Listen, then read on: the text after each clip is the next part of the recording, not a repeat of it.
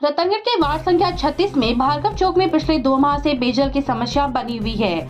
पर्याप्त पानी नहीं आने से लोगों को इस गर्मी के मौसम में काफी परेशानी का सामना करना पड़ रहा है।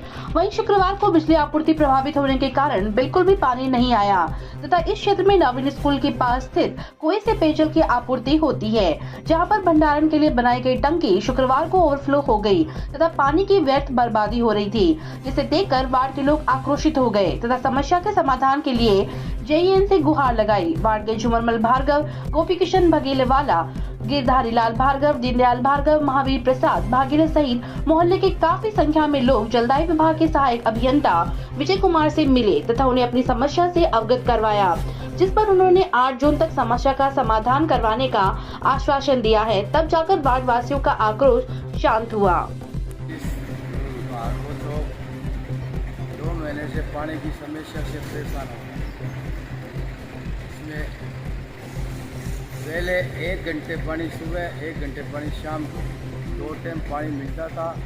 अब 30 मिनट पानी मिल रहा है, उससे पूर्ति नहीं होती है। कभी कभी पानी लाइट की बदौलत बता देते हैं किसी न किसी समस्या से, और कभी कभी पानी 20 मिनट के लिए प्राप्त होता है।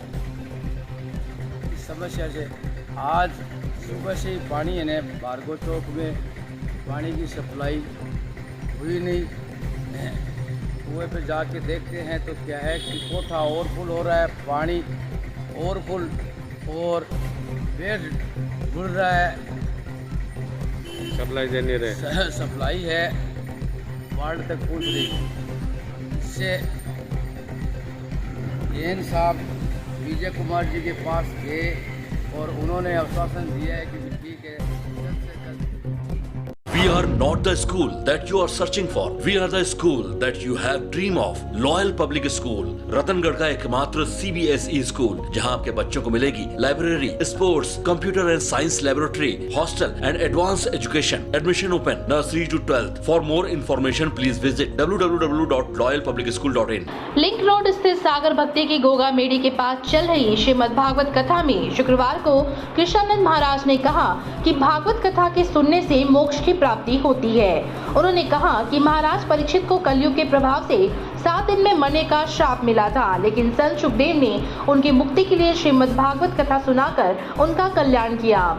कलयुग में बड़े बड़े यज्ञ, उपवास, स्थिर तपस्या करने से जो फल नहीं मिलता, वही फल 7 दिनों में भागवत कथा सुनने से ही मिल जाता है। शुक्रवार की कथा में महाराज ने कुंती स्तुति, भीष्म स्तुति प्रसंग पर विस्तार से प्रकाश डाला।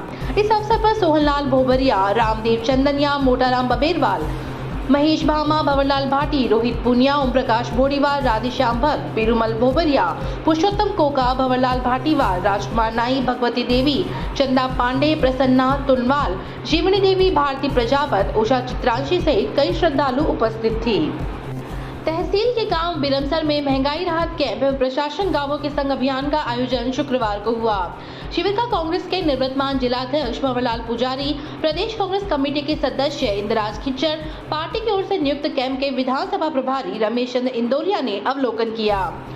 शिविर में उपस्थित एसडीएम डॉक्टर अभिलाषा, तहसीलदार बजरंगलाल, बीडीओ दुर्गाराम पारिक सहित विभिन्न विभागों के अधिकारियों से कैंप में होने वाले कार्यों की जानकारी ली। इस अवसर पर पुजारी ने कहा कि महंगाई के इस दौर में निश्चित राहत की गारंटी देने वाले देश के अनूठे अभियान महंगाई राहत शिविर में लाभान्वित होने वाले परिवार का आंकड़ा हर दिन तेजी से बढ़ रहा है। साथ ही वर्षों से पेंडिंग चल रहे राजस्व मामलों का भी मौके पर निस्तारण किया जा रहा है। खिच्चर ने कहा कि सरकार द्वारा लगाए जा रहे शिविर से ग्रामीण जन लाभान्वित हो रहे हैं। कार्यक्रम को इंदौरिया ने भी संबोधित किया। इस अवसर पर कांग्रेस नेता सुरेंद्र हुड्डा, पप्पू कटसारा, रतनलाल मेघवाल, कमल बंसिया, गोपाल धायल, सरपंच निर्मला देवी, चुनाराम नेहरा, शिशुपाल ठेवा, भंवरलाल पुनिया, हनुमान ठेवा, फारूक खान, परमाराम नेहरा सहित कई लोग उपस्थित थे।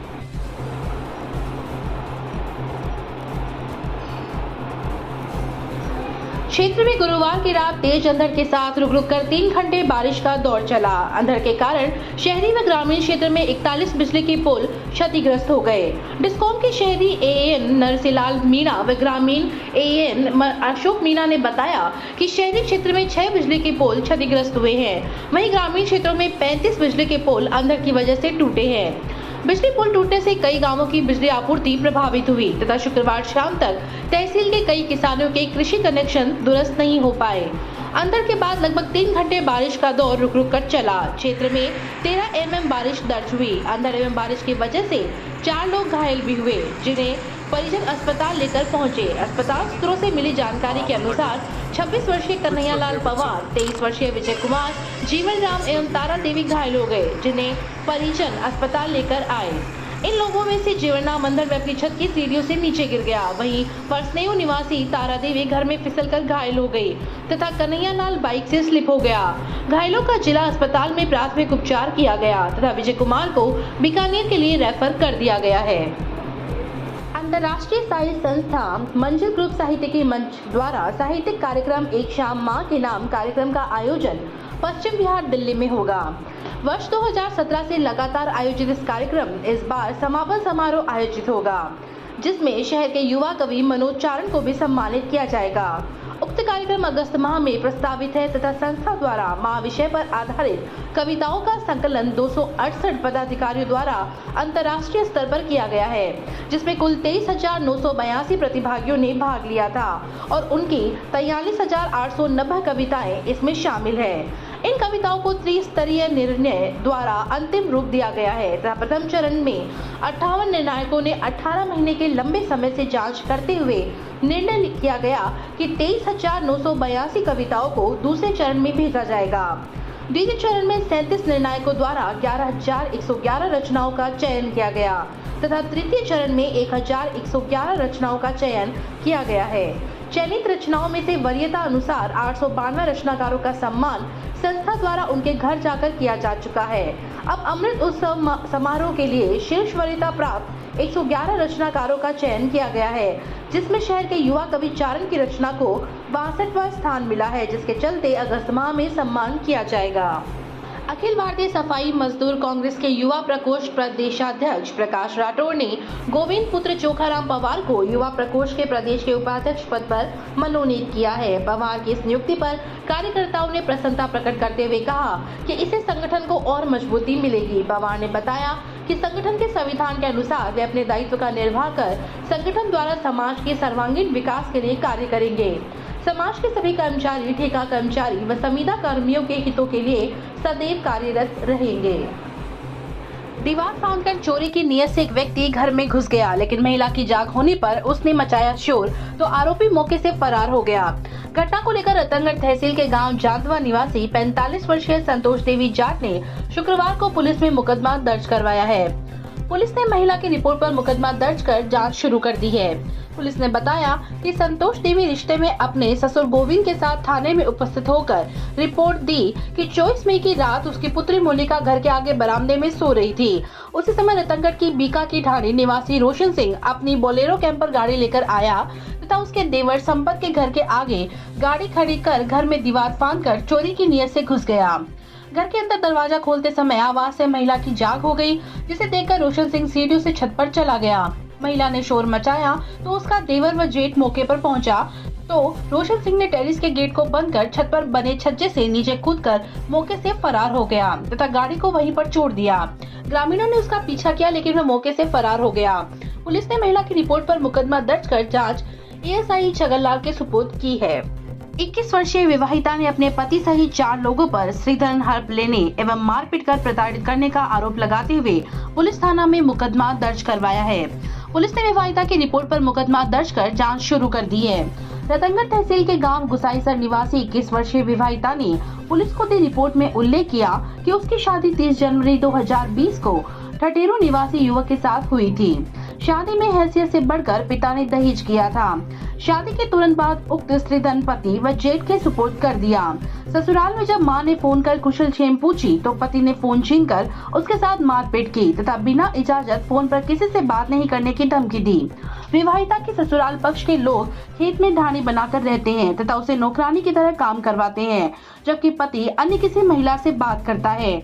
जब इस संबंध में उलाहना दी तो उसने कहा कि वह उसकी नजर में नौकरानी है, वह तो दूसरी महिला को पत्नी मानता है। ससुराल पक्ष की प्रताड़ना से दुखी होकर विवाहिता ने एक दिन मौका पाकर सास के मोबाइल से भाई को फोन कर आप बीती बताई तथा वह उसे गुसाईसा लेकर आ गया, जिससे नाराज होकर पति विवाहिता को उसके भाई व पिता को जान से मारने की धमकी दे रहा है। वही उसके पति के मामा के बेटे की शादी विवाहिता के भाई से हुई थी, जो उसके पीहर आने से नाराज होकर वहां से चली गई। विवाहिता ने रिपोर्ट में आरोप लगाया कि ससुराल पक्ष के लोगों ने उसका स्त्री धन हड़प लिया तथा उसे धमकियां दे रहे हैं। पुलिस ने मामला दर्ज कर जांच शुरू कर दी। प्रकरण की जांच सीआई सुभाष बिजारनिया कर रहे हैं। कारखाने में काम करने वाले एक मजदूर ने मालिक से प्राप्त चांदी को कर्ज उतारने के लिए खुर्द-बुर्द कर दिया। घटना को लेकर रतनगढ़ के वार्ड संख्या 15 निवासी 37 वर्षीय मुकेश कुमार सोनी ने पुलिस में मामला दर्ज करवाया है। मुकेश द्वारा दी गई रिपोर्ट में उल्लेख किया गया है कि रतनगढ़ के मावलियों के मोहल्ले में उसका चांदी के जेवर बनाने का कारखाना है, जहां पर शहर के रामचंद्र पार्क के पास का रहने वाला भोजराज सोनी काम करता है। भोजराज को उसने 8 किलो 400 ग्राम चांदी जेवर बनाने के लिए दी थी। 21 मई को वह कार्यवर्ष जयपुर चला गया तथा 22 को जब वह कारखाने में पहुंचा तो उसे भोजराज नहीं मिला। जब इस संबंध में अन्य कारीगर कालू सोनी से पूछताछ की तो उसने बताया कि भोजराज सुबह ही वापस चला गया। जब भोजराज के मोबाइल पर फोन किया तो उससे संपर्क नहीं हो पाया। आज जब तक उससे बात हुई तो उसने बताया कि उस पर कर्ज चढ़ गया था, जिसे चुकता करने के लिए उसकी चांदी को खुर्द-बुर्द कर दिया। पुलिस ने मुकदमा दर्ज कर जांच एएसआई सुरेश कुमार की सुपुर्द की है।